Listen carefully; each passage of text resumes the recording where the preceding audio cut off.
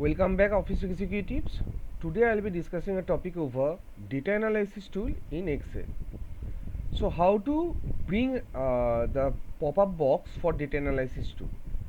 Select. So we have a data in front of us where doctor name, year, medicine, posting, and patient names are given, and I want to analyze in some way. So what I'll be doing is that inside I'll be clicking inside any of the cell within the cell range and simply press Ctrl A. So here in the lower right corner there will be a box whose shortcut key is Ctrl plus Q, as it is suggesting, Excel is suggesting. So either you can click on this box, or if you can remember the shortcut key, just press Ctrl Q. So when Ctrl Q, so there is a charts. In the chart section I'll be using maybe cluster bar. So here it is showing doctor's name and their sum of year.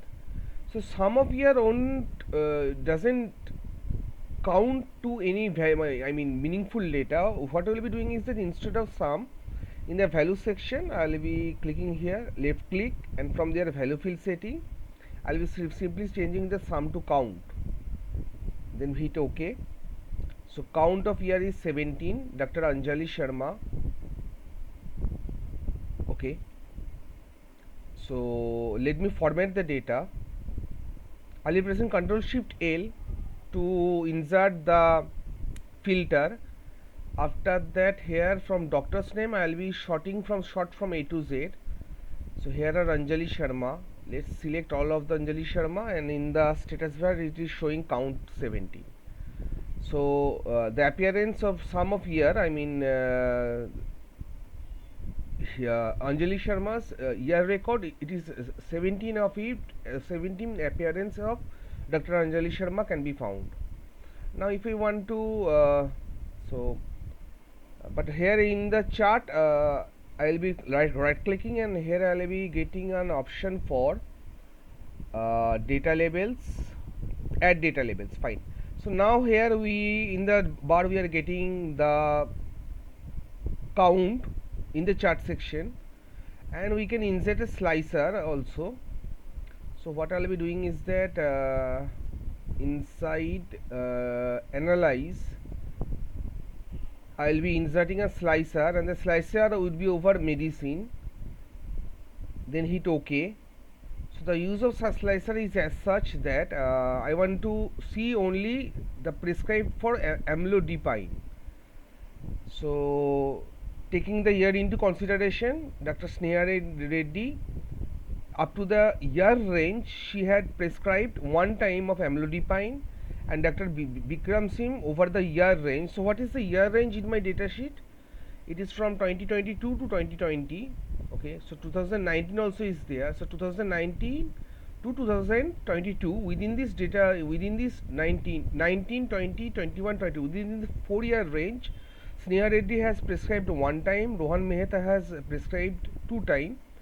So suppose we want to change this from the slicer, which is in the vertical section, I want to change it to horizontal. How can we do so? Can we do so?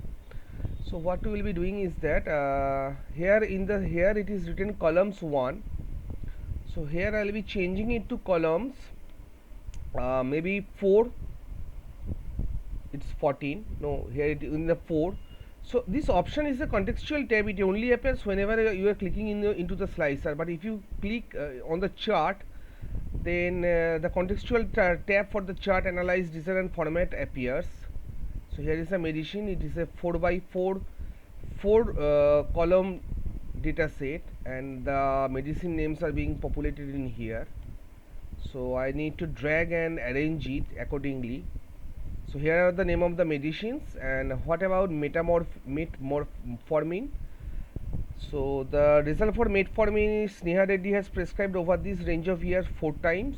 So now it depends on the requirement of the user, that what analysis what analysis you want to do over the set of data. So in this particular video I just showed 2 things, that is Control A that is to select the data range, and here is a quick analysis tool which is Control Q. This is one topic, how to bring up quick analysis tool. And here in the sit2 section there is an option for slicer. This is a new feature from 2016 onwards in MS Excel. This slicer option can be found in Excel 2007.